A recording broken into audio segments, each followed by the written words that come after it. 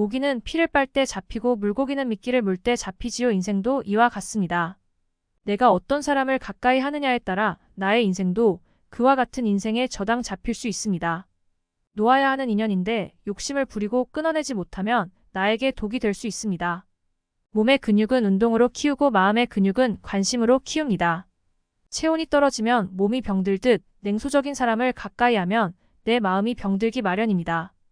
오래 걸으려면 좋은 신발이 필요하듯 오래 살려면 좋은 인연이 필요한 것도 세상 사는 이치입니다. 포장지가 아무리 화려해도 결국엔 버려지듯이 나의 중심 없이 남의 들러리로 사는 삶은 결국엔 후회만 남습니다. 지구와 태양의 거리가 달라지면 둘은 공존할 수 없습니다. 사람의 관계도 이와 같습니다. 최적의 거리를 유지할 때 공존할 수 있지요. 바둑의 정석을 실전에서 그대로 두는 곳은 없습니다. 정석대로 두면 어느 한쪽이 불리해지기 때문입니다. 이처럼 인생의 정석도 불리하지 않기 위해 배우는 것입니다. 죽어가는 사람은 살려도 이미 죽은 사람은 살릴 수 없지요. 끝나지 않은 인연이라면, 살리되 끝난 인연이라면 미련을 갖지 않는 것이 좋습니다. 밥을 이기는 충견도 드물고 돈을 이기는 충신도 드문 세상입니다.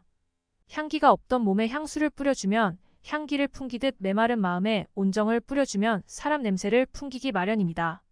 그렇기 때문에 저는 신의 한 수 같은 인생은 없다고 생각합니다. 우리네 삶은 복권이 아니기 때문입니다.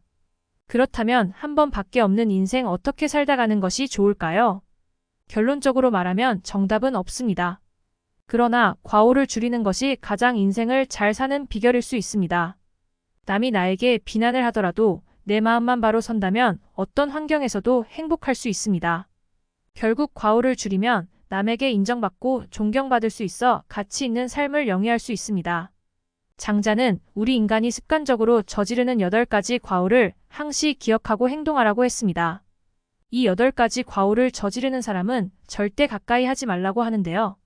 오늘은 장자에게서 삶의 지혜를 찾겠습니다. 가까이 하면 안 되는 사람 중 첫째는 주착하는 자이다. 자신이 할 일이 아닌데도 불구하고 오지랖 넓게 남의 일에 끼어들고 덤비며 관여하는 것을 주착이라고 한다. 사전적인 의미로 주착은 잘못인 줄 알면서 저지른 과실이다. 그러나 혼용되고 있는 주책은 주관과 줏대가 없이 되는 대로 이랬다 저랬다 하는 짓을 일컫는 전혀 다른 말이다.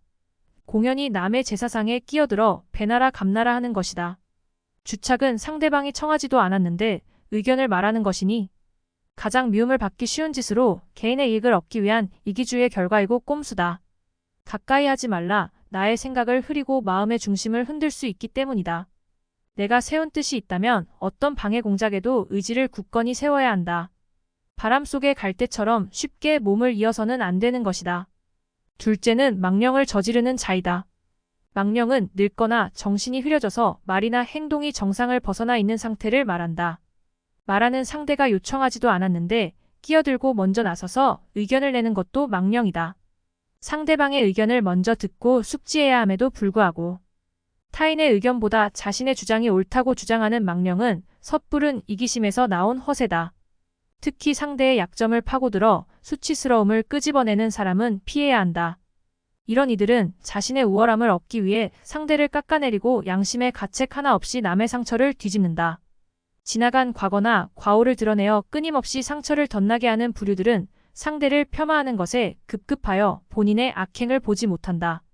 이런 사람이 망령을 저지르는 자이다. 누군가와 대화할 때 상대의 의견을 경청하고 공감한다는 것은 인간의 도리이고 예의이다. 상대의 말을 듣는 와중에도 본인이 할 얘기들만 생각하고 자신의 의견을 관철시키는 것만 중시하고 급급하는 사람은 내 인생에 가까이 하지 말라. 훗날의 일을 그르치기 쉽다. 대화가 끝난 뒤에 속이 더 답답하고 기분을 좋지 않게 만드는 사람과의 관계는 도움이 되지 않는다. 셋째는 아첨을 떠는 자이다. 상대방의 비위를 무조건 맞추려고 알랑거리며 억지로 말하는 건 아첨이다. 스스로 능력을 학습하여 실력을 쌓고 격에 맞게 상대방을 예의로 대해야 함에도 불구하고 자신의 능력과 기량이 부족하여 다른 손쉬운 방법으로 이득을 얻고자 함에서 나오는 편법과 이기심이다. 마음에도 없는 과장된 행동으로 당신을 치켜 세우며 말하는 이가 있다면 경계하라. 아첨과 칭찬은 다르다. 칭찬은 어떤 대가를 바라지 않고 오롯이 당신의 성과에 대해 감탄하는 것이다. 하지만 아첨은 당신의 감정을 이용하여 본인의 이익을 쟁취하려는 속셈이 숨어 있다. 입에 바른 말로 기분을 좋게 해주어 상대방을 자신이 원하는 방향으로 움직이게 하고 이용하려 하는 것이다. 이렇게 아첨하는 부류들은 다른 사람에게 기생하며 살아간다. 기생하던 사람이 멀어지면 또다시 붙어서 기생할 사람을 찾는다. 본인의 소양을 키울 실력이 부족하여 다른 사람으로부터 떨어지는 콩고물을 주워 먹으려고 한다. 이들의 먹잇감이 되지 말라. 편법을 통해 손쉽게 세상을 살아가려고 하는 사람은 이기심으로 가득 찬 사람이다. 능수능란하게 아첨하는 자를 곁에 두면 상대방의 뜻에 따라 움직이는 자신을 발견하게 될 것이다. 다른 사람에게 휘둘리지 않을 정도로 스스로를 객관적으로 판단하는 연습을 하라. 자신의 과신하는 것을 경계하고 항상 겸손하라. 누군가 나에게 듣기 좋은 말만 하고 있지 않은지 항상 주위를 살펴보고 쉽게 동요하지 말아라. 현명한 군자는 아무나 옆에 두지 않는다. 보고 배울 점이 있는 사람을 곁에 두고 서로 존경할 수 있는 관계를 맺는다. 넷째는 푼수 떠는 자이다. 옳고 그름의 시시비비를 가려 따져보지도 않고 함부로 말하는 건 푼수다. 주어진 일에 수행할 능력이 있고 지식을 갖고 있다고 하더라도 상대방의 의견을 경청해 듣지 않고 섣부르게 자기 방식대로만 말하고 행동하는 건 고집불통과 만사불통의 지름길이다. 배움이 부족하고 어리석은 사람은 무엇이 옳고 그른지 구별하지 못한다. 그래서 이해하는 일이나 배려해야 하는 일에 서툴고 실수가 잦다. 푼수 떠는 사람이 되지 말고 푼수 떠는 일을 곁에 두지 말라. 남의 말에 귀 기울일 줄 모르는 사람은 큰 사람이 될 수 없다. 본인의 주장만을 앞세우는 사람은 시대에 뒤처질 가능성이 높다. 또한 주위에 항상 적을 두고 살게 된다. 이들의 곁에는 똑같은 부류의 사람들이 자연스럽게 모여들게 되고 옳고 그름도 모르는 헛된 말들 속에서 살아가기 쉽다. 자기 방식만을 고집하며 섣부르게 일을 대처하면 항상 일을 그르치게 된다. 푼수 떠는 고집불통인 사람을 멀리하라. 이들과 가까이 하면 세상에 해악이 된다. 다섯째는 참소를 저지르는 자이다. 상대방의 단점과 흠결에 대해 함부로 말하기를 좋아하고 즐기는 건 참소입니다. 자신의 장점을 부각시키기 위해 상대방의 부족함과 흠결을 과장하여 쉽게 말한다면 그건 자신도 모르게 습관이 되어 자신을 침몰시키는 부메랑이 된다. 생각하지 않고 함부로 말하는 사람은 다른 이들의 귀감이 되지 못한다. 해악이 되는 말로 상대를 깎아내림으로써 위안을 얻으려 하지만 그것은 결국 본인의 마음을 갉아먹는다. 참소를 즐기는 사람은 제각각의 사람들에게서 단점만을 찾는다. 나중에는 장점을 보지 못하는 사람이 된다. 이것은 사람의 장점뿐만 아니라 사물도 마찬가지이다.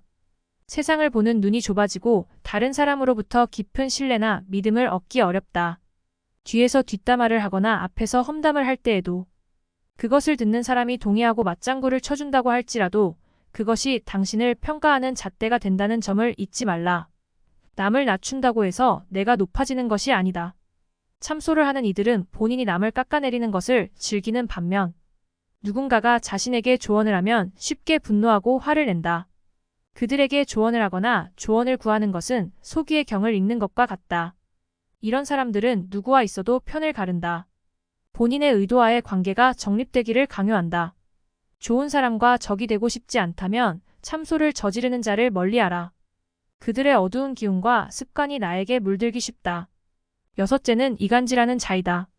상대방의 좋은 관계를 갈라놓는 건 이간질이다. 누구에게든 진실하고 친절해야 하거늘 자신의 행동에 믿음이 없고 책임감도 잊어버렸기에 주변인의 마음을 교란시켜 판세를 자신에게 유리하게 갈라놓으려는 치졸한 처세술의 한 방법이 이간질이다. 치졸한 사람은 상황에 따라 태도와 말을 바꾼다. 자신의 행동에 믿음도 없고 책임지는 자세도 부족하다. 또한 주관이 없기 때문에 흔들리기 쉽고 중심이 없기 때문에 가벼운 사람이다. 사람을 헐뜯는 것이 일상인 사람과는 좋은 관계를 유지할 수 없다. 주변에 있는 사람이 자신의 의도대로 교란되지 않으면 상황을 부정하고 눈과 귀를 막는다. 거짓말로 약점을 숨기고 과장해서 자신을 포장한다. 가장 경계해야 하는 것이 이간질하는 이들의 입이다. 그들의 입에서 나오는 어떤 말도 신뢰할 수 없다. 이런 사람과는 눈도 마주치지 말고 말도 섞지 말아야 한다. 이간질을 하는 사람들은 그 내면이 열등감으로 가득 차 있다. 이들은 소인배의 기질을 가지고 있기에 어떤 비열한 짓도 악랄한 행동도 할 수 있다. 이들을 최대한 멀리하여 해를 입지 말라. 일곱째는 간특한 자이다. 나쁜 짓을 꾸짖지 않고 칭찬해 상대를 타락시키는 건 간특이다. 나쁜 짓을 한 상대방을 깨우쳐줄 생각은 하지 않고 위선적인 배려와 헛된 당위성으로 더 나쁜 길로 타락시키는 짓은 자신의 부덕함을 인정하는 행위이다. 상대방의 잘못이나 실수를 보고도 모르는 채 하는 것은 비겁한 행동이다. 또한 그것을 즐기며 부추기는 사람은 겉과 속이 다른 사람이므로 간사하고 위선적이라고 할 수 있다. 교활하고 악한 사람과 가까이 하면 자신도 그렇게 물들기 쉽다. 간특한 자와 함께 있으면 무엇이 진실이고 거짓인지 알기가 어렵다. 이런 사람과는 조금이라도 같이 시간을 보내지 않는 것이 좋다. 여덟 번째는 음흉한 자이다. 옳고 그름의 시시비비를 가려 따져보지도 않고 상대방의 비위를 맞춰 상대방의 속셈을 알아내는 건 음흉합니다. 상대방의 마음을 얻기 위해서는 거짓 없이 자신을 보여주면서 소통함이 바른데 거짓으로 상대방의 비위를 맞추는 건 음흉함의 실체다. 음흉한 자와는 신뢰를 쌓거나 올바르게 소통할 수 없다. 언제든지 나의 뒤통수를 칠 수 있는 사람이다. 사람을 이용하려고만 하는 사람은 어떤 것에도 믿음이 없다. 엉뚱한 생각으로 악랄한 마음을 품고 선택의 순간이 왔을 때 비겁하게 행동한다. 이는 인간관계를 맺음에 있어서 최악의 사람이라고 할 수 있다. 음흉한 자와 엮이지 않도록 항상 조심하라. 이 8가지를 가진 사람을 멀리하라. 그러나 이것은 자기 자신일 수도 있다. 그러니 스스로도 성찰해보자. 이런 사람들은 밖으로는 남을 어지럽히고 안으로는 자기 몸을 해친다. 때문에 군자는 이런 사람을 친구로 사귀지 않고 명군은 이런 사람을 신하로 삼지 않는다. 제일 나쁜 것을 묻는 자에게는 대답하지 말 것이며 질 나쁜 것을 말하는 자에게는 묻지 말 것이며 다투려고 하는 자와는 더불어 논쟁하지 말라. 옛 성인을 본받으려 힘쓰고 학문에 방해가 되는 것은 멀리하며 부단히 자신을 갈고 닦도록 힘써야 한다. 사람을 사귐에 있어서 겸손하지 않으면 하늘에서 복이 내리지 않는다고 했다. 이런 사람을 피할 수 없거든 버리고 유치한 태도로 대하라. 상대가 아이처럼 모르고 유치한 행동을 한다면 가르치는 쪽도 어리고 유치한 태도로서 상대해야 한다. 결코 무리하게 해서는 안 되는 것이다. 그리하면 상대방도 더 이상 너에게 해를 가하지 못할 것이다.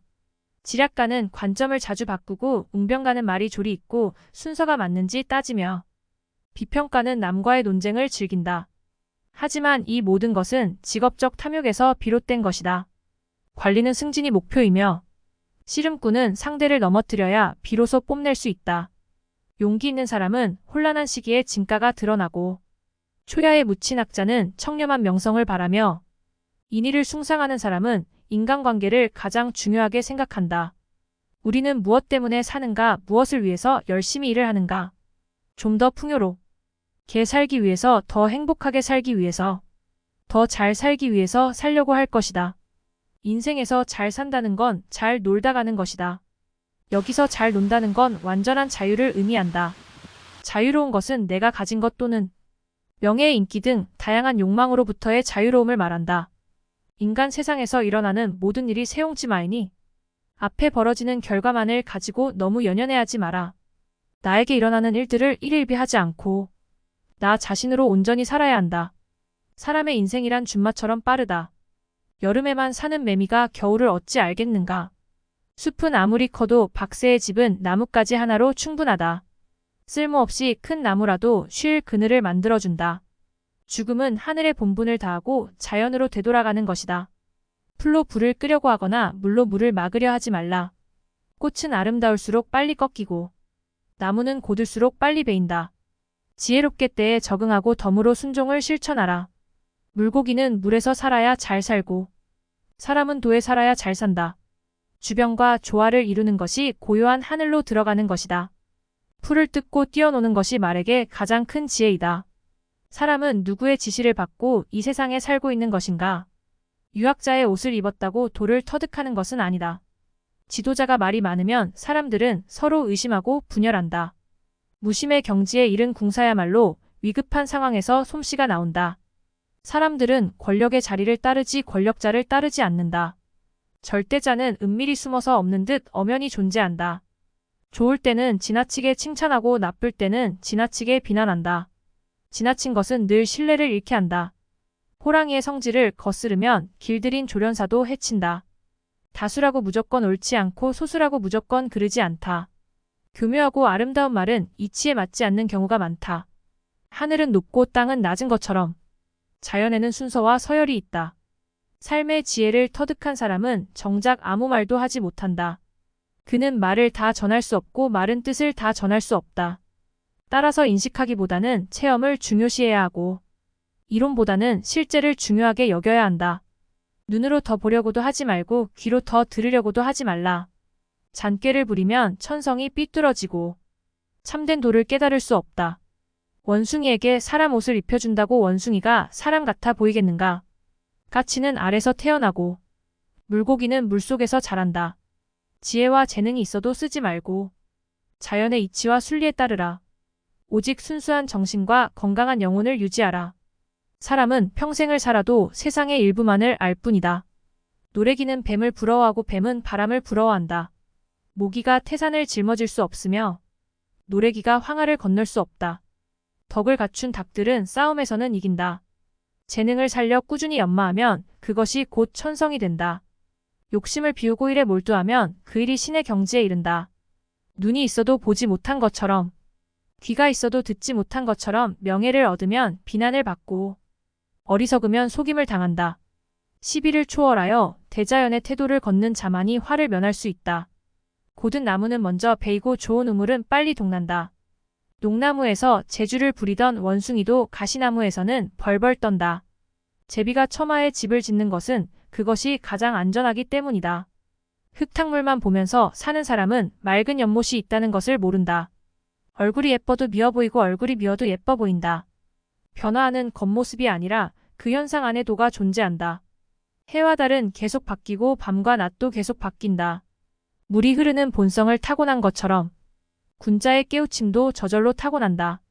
사람은 높은 나무가 무섭지만 원숭이는 무서워하지 않는다. 그때는 슬퍼서 울었는데 지금은 기뻐서 웃고 있다. 새로운 것을 배우기보다는 알고 있는 것을 잊지 말라. 썩은 쥐를 움켜쥐고 있는 솔개는 봉황이 그것을 노리는 줄로 안다.